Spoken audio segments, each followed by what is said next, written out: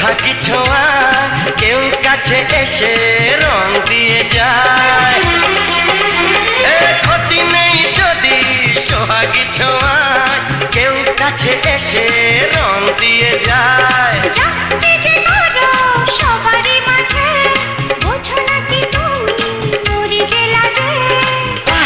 তোমাকে লাগছে দারুণ, আরে না না না না আজকে তোমার কথা শুনবো না, এমন দিনে ছেড়ে দেবো সেটা ভেবো না।